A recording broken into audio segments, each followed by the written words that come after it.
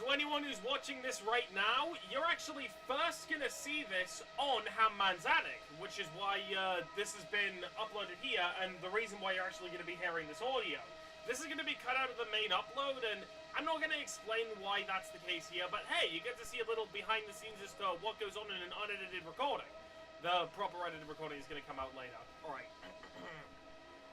Oh, hold on.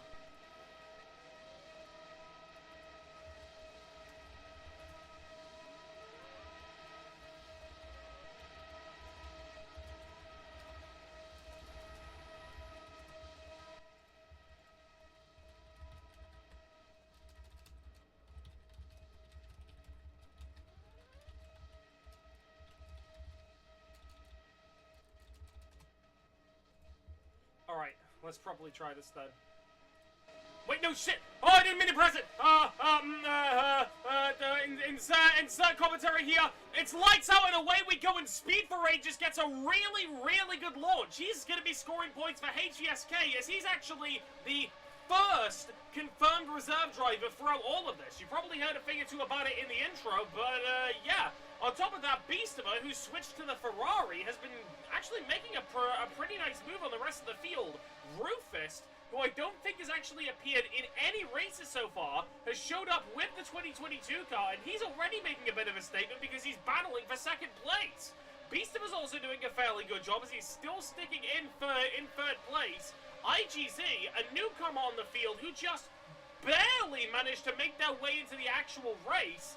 They're managing to hold off quite well as well, but I'm not entirely sure how long they're going to be able to keep up that momentum for. Falling near the back, Crumvin made the decision to go for the 2003 car, but wait, no, that's the 2007. Sorry, I keep forgetting that they actually have the Honda on the 2007 car, but either they made a major mistake or they picked the wrong car. I'm not too sure. But yes, Speed for Rages is actually getting off to an incredible start, which is quite interesting considering that he wasn't actually given a choice in what car he had to pick. He had to use a 2023 Red Bull considering the rules and regulations behind being a reserve driver.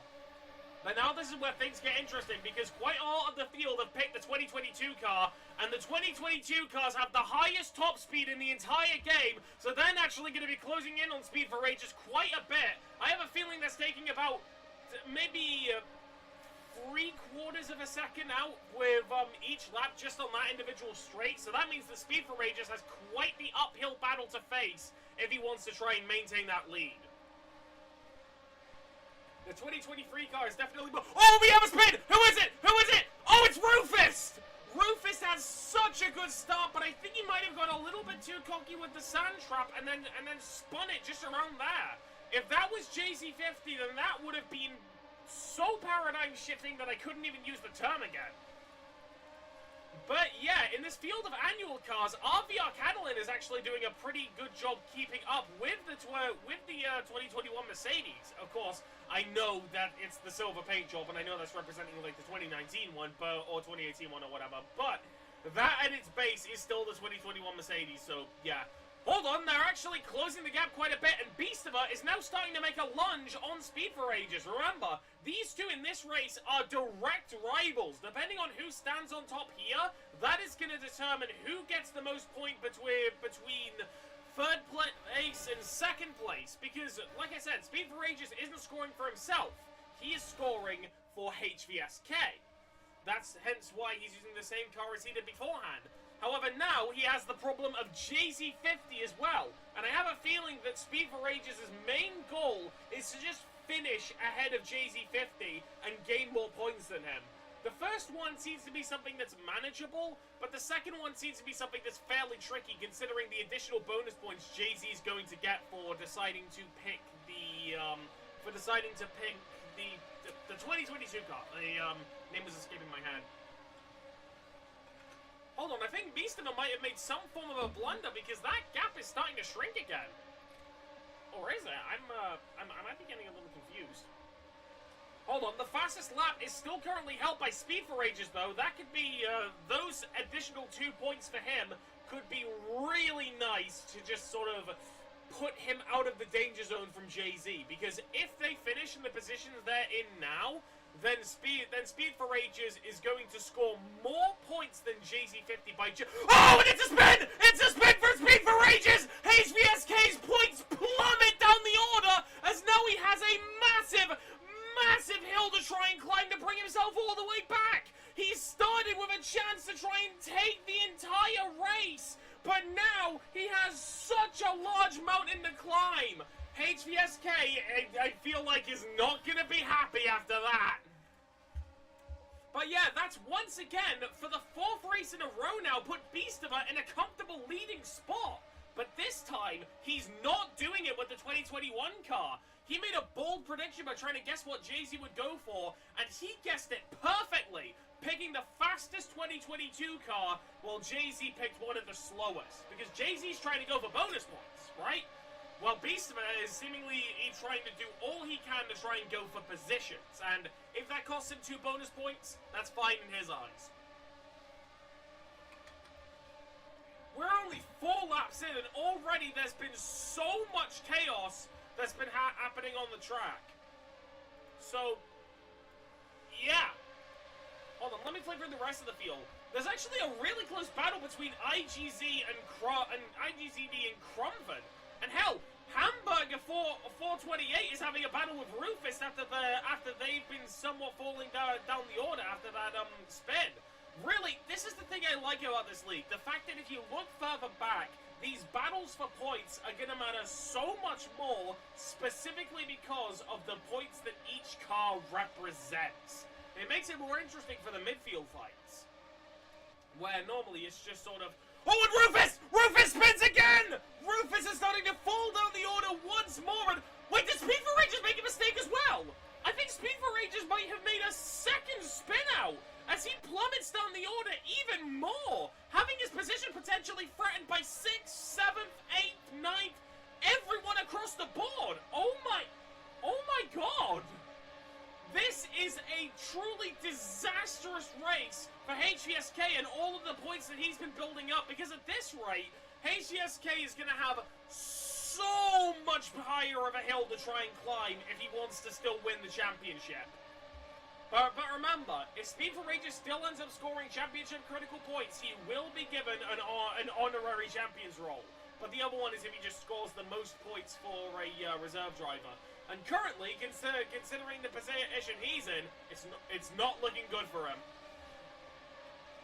Now, Speed for Ages does actually have a bit of a history of having really good pace but being somewhat unstable. If anyone remembers the Istanbul Legacy Sprint I hosted after it was taken out of the lobby, on the final lap, he was actually dueling with someone who was using the 2023 Williams while he was in the 2023 Aston. And with only a few corners to go... Wait, another spin! Was that Rufus again?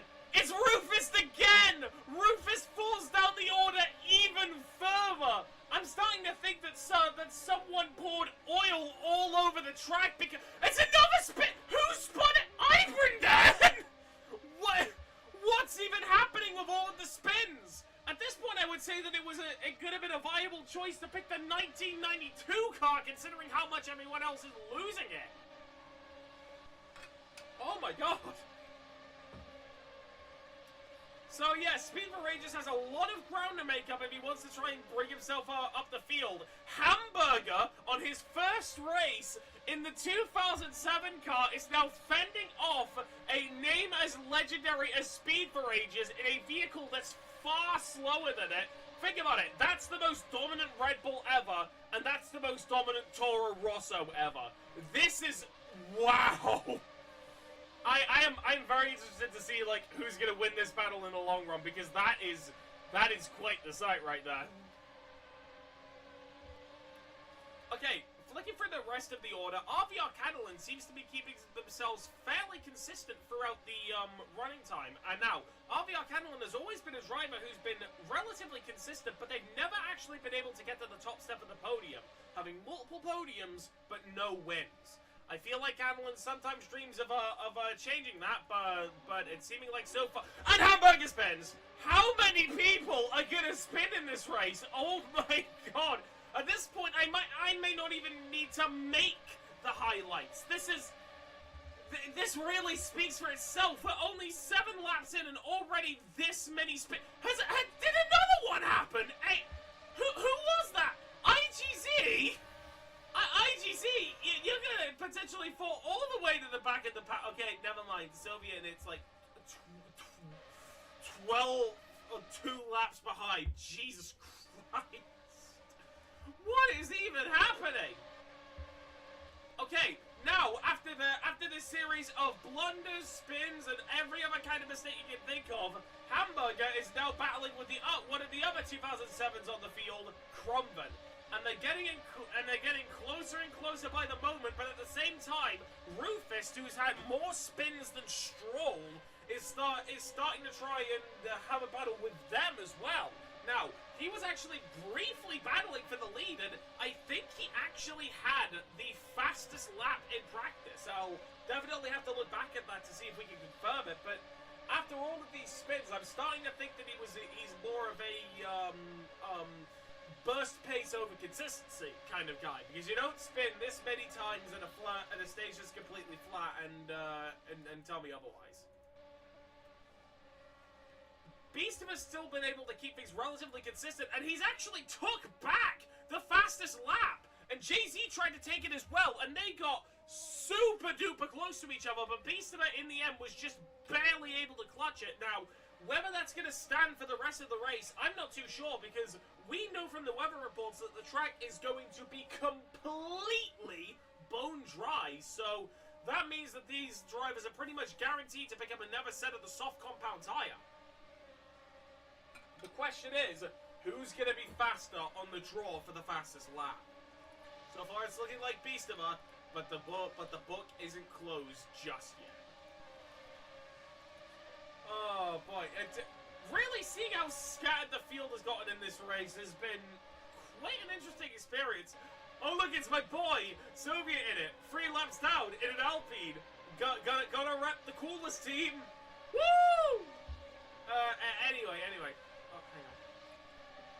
Wait, I saw that. I saw one of the cars on the track. Who did it? I don't know who did it. Maybe it was Speed. I'm not sure. No, Speed's still in 4th. So, yeah, I may just need to rest my vocal cords for a little bit just to try and process what the hell I'm even looking at.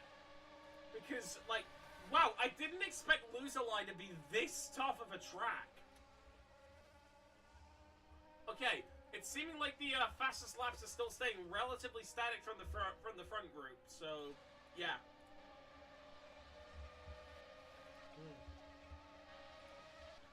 Okay, flicking through the middle of the field, Crumben isn't done with 6th place, and they're hungry for more. But alongside that, the 2007 compatriot Hamburger has been doing a fairly consistent and nice job after making that initial spin. Hold on, did someone make a mistake? I honestly don't know at this point. I wasn't paying attention to the right car, I think.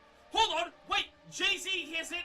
I think Jay-Z's hit a couple too many track limits, and that opens the floodgates for Beasteman to get even further away. Yeah, let's see if we can confirm it by looking at that. Yeah, Jay-Z car too many track limits and got a speed penalty for it. I guess you could say he's speed for raged. I'm so sorry.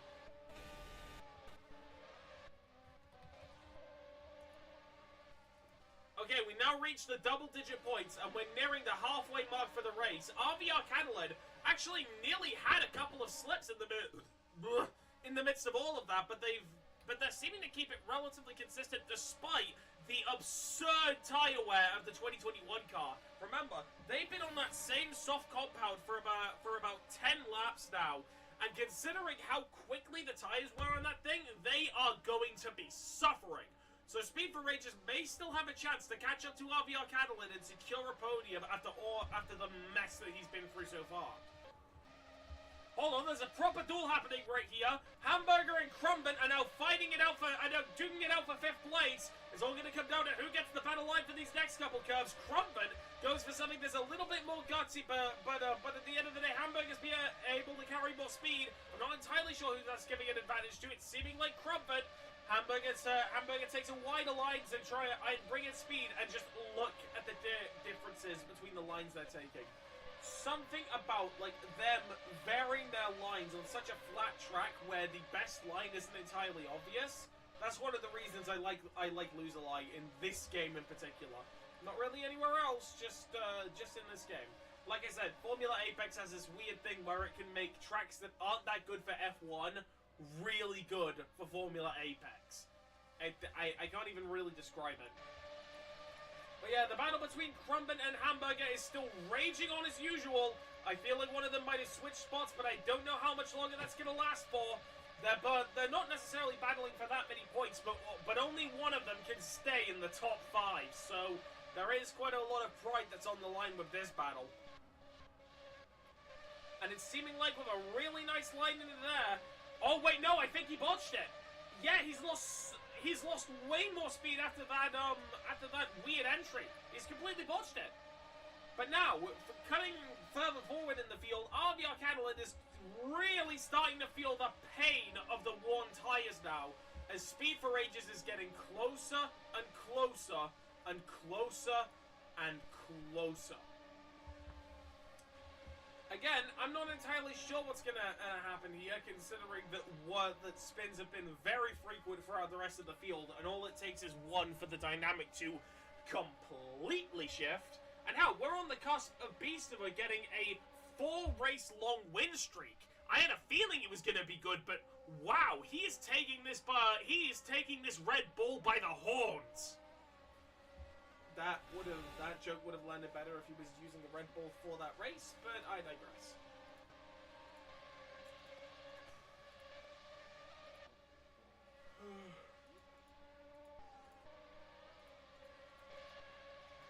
Hang on a second, wait! Oh, wait, no, that's just them dueling again. Okay, the gap has seriously shrunk between Catalan and Speed for Rangers, so one of them are definitely going to have to figure out boxing here, and Catalan doesn't box for a new compound? Very bold choice for them, considering this would be the optimal time to try and stop the tires, we're past the halfway mark now. RVR Catalan needs new tires that they want to try and keep up, but they decided to stay out for an additional lap just to see what they can do with this burst of pace. I'm guessing they must have been pretty confident. Hold on, I think Hamburger must have crashed. If they've got footage of that, I'd love to see it, but rather hilariously, that props Soviet into the points. That happens quite a bit when, like, the guy who's going so slow that it's really... I was gonna say it's not even funny, but it's very funny. I always love it when they just sort of naturally climb up for everyone else's DNFs. But now, this is where the tire wear is really starting to get to RVR Catalan, as Speed for Rangers has recovered his way back into the podium places. Now, the real question is if he's going to be able to maintain it there, because we've already seen that both of these drivers really like to take a lot of risky lines, and even to an extent the two drivers in front of them. So all it takes is one tiny little slip up from one on the other, and that opens the floodgates once again. But still, RVR Catalan is not losing this position without a fight, and they are grappling with Speed for Rangers, position after position after position. They do not want to give up that podium, and they are making it apparent. And both of them dive into the box. This is going to be really interesting to see. Is RVR Catalan getting to it better? He has a little bit of a weird entry, yeah, I think RVR Catalan didn't have the... Yeah, not the best box from RVR Catalan, but it should still work regardless. I think... Okay, Crumbin has decided not to box for new tires. At least not yet. Maybe they're confident in thinking that they can take it all the way on that compound. But considering how long the pit straight for Lose-A-Lie is, going into the pits is a very high-risk thing if your car is able to make it to the end of the race on the same compound. So it's really sort of a guessing game as to whether you make the jump or not. So now, after all of the chaos that's been happening around them, the Chinese Chad himself, Crumbin, has made it into the podiums once again. And again, he's doing it with a very, very weird car to be doing it with. The 2007 car in bone-dry conditions. It's honestly really impressive to see his commitment to the vehicle. But now, Speed for Ages and RVR Catalan both have the freshest compounds that they could have possibly been given for these cars. And that's going to give a massive advantage to RVR Catalan as they storm through one of the curves. And I'm pretty sure that Speed for Ages just hit a track limit. So yeah, Speed for Ages has quite a bit left to climb if he wants to try and catch up to Catalan again.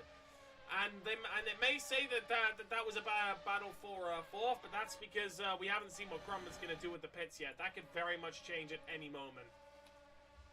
So yeah, I'm not entirely sure. Wait, hold on. RVR Catalan has a chance to take the fastest lap. They've got a purple second sector. They're about to get to the end of the line. Is RVR Catalan going to steal the fastest lap? Fingers crossed. They don't. They were very far off, despite the incredible purple sector that they had. But here's the thing. Actually, wait, no. That was a lap they did in the pit. So RVR Catalan still very much has a chance to try and take it back if they could repeat the feat they just pulled off there. Because remember, trying to do it at any point afterwards are only going to be harder and harder and harder, considering the wearing compounds of the car. Now, if RVR Catalan gets this doesn't necessarily help their championship battle, but it could potentially cripple the person who has the fastest lap right now, which is Beastiver. Okay, looking through the first sector for RVR Catalan was a 27, almost dead, which is a very solid first sector for Loserline, especially in the 2021 car. But of course, considering what's on the line, I have a feeling that that's not the only gutsy attempt we're gonna see.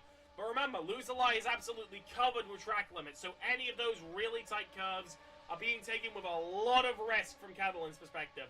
Let's look at the second sector.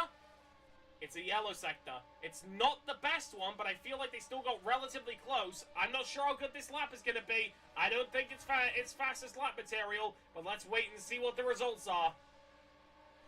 Ooh, it was a pretty... Holy shit, Beastiver! I was just talking about RVR Catalan thinking that they were going to have a chance, but then you get a fast lap that's 2 seconds quicker while I'm talking about Catalan. Beastiver, you are a demon! Or rather, you are a beast! What?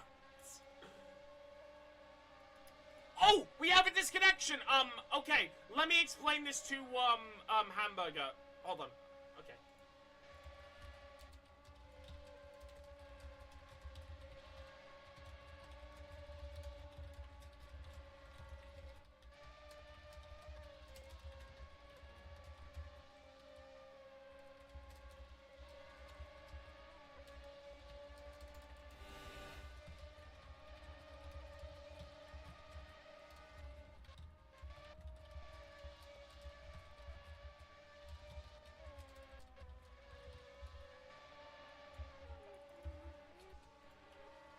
There we go. That should explain it to Hamburger. Hold on a second. They're starting to lap people now. This is where things get pretty funny. Okay, RVR Catalan and Speed for Ages are still battling it to the better end, and at this point, RVR Catalan are starting to lose the edge that they have with that off the compound, as it's now starting to even out in favor for Speed for Ages. And considering that there's a 10-second gap up to Crumban, who hasn't decided to box at all, and considering the lap times are miles apart when it comes to their particular paces, like RVR Catalan's getting 129s and wait, hold on. So say RVR Catalan's getting 129s, Crumban is getting 128s. Wait, what? Crumban's going faster despite the worn compound? What? Where did that come from? Okay, so RVR Catalan is still in a very comfortable spot, but if they want to try and potentially catch up to Crumban to try and bring themselves back into the podium positions, they actually have a pretty big climb ahead of themselves if they want to try and make it up there. However, a big chunk of time was taken out, and now they only need to bring out 7 seconds worth of a gap. I'm not entirely sure where that would have happened, but okay. And so flicking through the field again, JZ50, he hasn't made an attempt to try and beat the fastest lap of Beastiver because, let's be honest, Beastiver is just in another league today. Like, where did that fast lap come from? A 1:22.8. Wow. So either way, Crumben. Hold on, I think something must have happened. Did Crumben cut too many track limits? Yeah, I think he did. So now Crumben is within the crossfire of RVR Catalan. Despite the fact that both of their tires are somewhat worn, the tires for Crumben were worn from the start of the race, and RVR Catalan's are way fresher. He's on one of the grippiest cars in the game, and he's got the saw off compound. So he is gonna get past, give Crumben a cheery little wave, and that was about all that Crumben could do. And now I feel like the inevitable is probably going to happen at any point now with Speed for Ages, who I feel like Speed for Ages may have had a chance to try and battle out there at the front if he actually didn't have that spin earlier. Really, it's been a pretty interesting debut from Speed for Ages, especially as the first proper reserve driver for any of these races, coming in just about at the halfway point of the season. So it seems like any of the top drivers, if they had people that they wanted to bring as reserves, they were saving them for a rainy day and a rainy day only.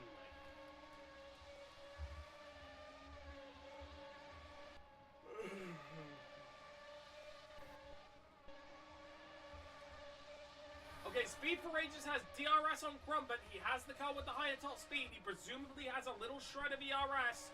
And so that's going to really elevate Speed for Ages' position and pretty much just explode them back to where they were before, which was 4th place. But now, they still have to deal with RVR Catalan, who has a 2-second gap as there's only 5 laps to go to resolve the duel.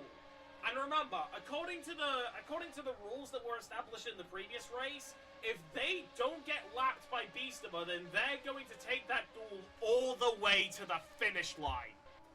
So yeah, I don't know who's going to come out on top, and chances are neither do you. But the real interesting thing is that Speed for Ages has finally gotten past Crumben, who, with all due respect, has done an incredible run to maintain the podium for that long. But now we get to the real interesting stuff. Is RVR Catalan going to fold? Is Speed for Ages going to get a little bit too aggressive? Who is going to win this podium battle? Remember, no matter what happens here, it's going to be very impactful for the championship, considering that Speed for Ages is a driver that's trying to score points for HESK, who needs all the points he can get to catch up to Jay-Z. And Jay-Z has been on a roll. Not only being allowed to pick a car which was able to score more bonus points, but steamrolling it all the way to 2nd place. Granted, it wasn't with any fastest lap, but still, if Jay-Z can keep that momentum until the end of the season, I feel like he definitely has a shot at becoming champion.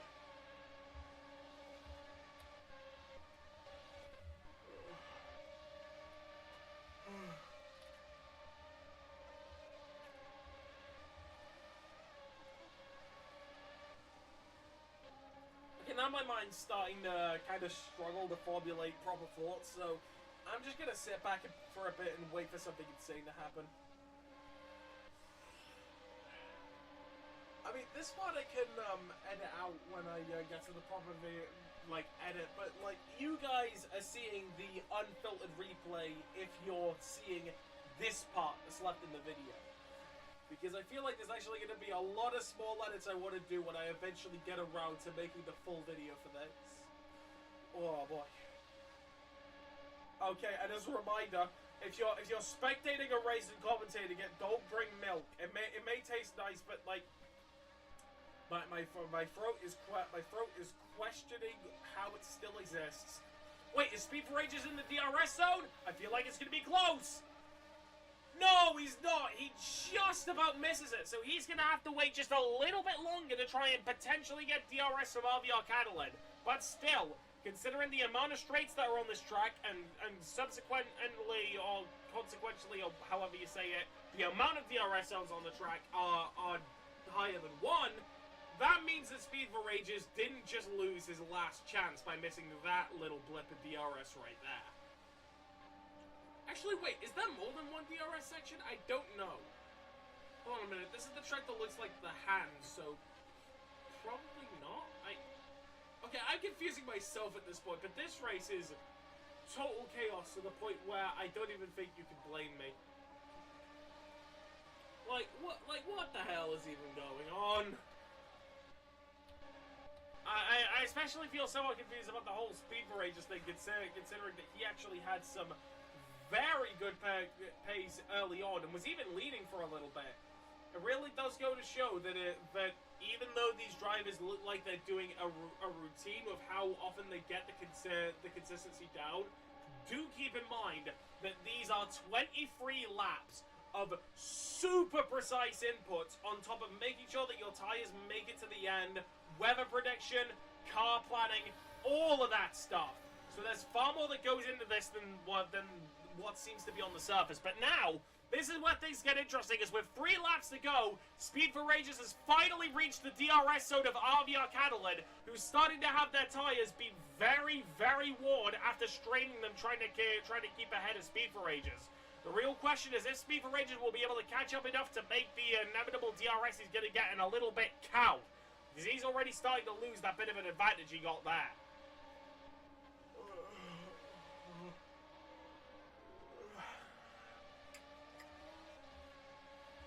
Okay, Speed for Ages actually gets a really clean curve when RVR Catalan presumably has to clean up a mistake. That could potentially be huge. It could potentially decide an entire potential place, potentially. You can tell that I'm not really taking this too seriously, considering how much I'm talking about that stuff. Oh, what stuff am I...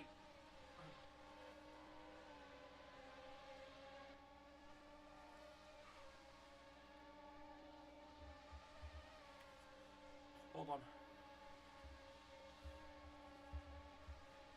So now we're heading on to the penultimate lap of the race, and after a minor blunder from RVR Catalan, Speed for Ages has gotten closer than ever before, within 0.06 of a second, and I feel like this race is going to come down to the DRS.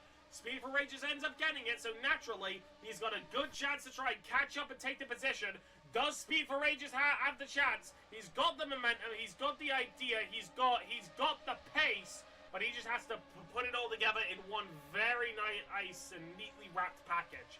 This is one battle for the podium you guys don't want to miss.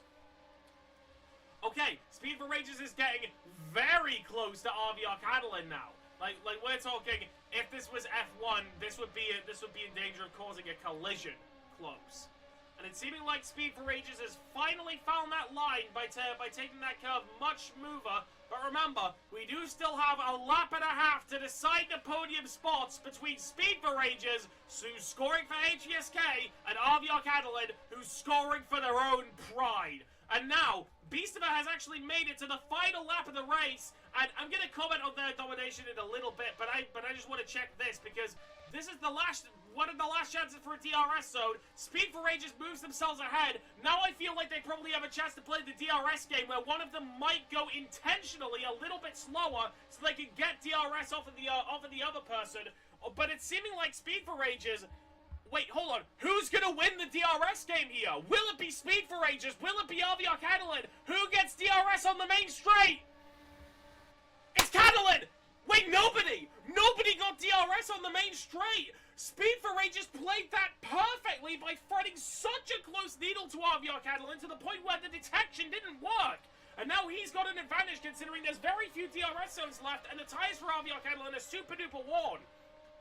But now, just for a moment, let's cut back to the front of the field, because this is a familiar story that we've seen repeated once again. Beastifer started so much later than every other driver in the championship. He clipped his wheel a little bit, but he kept the control.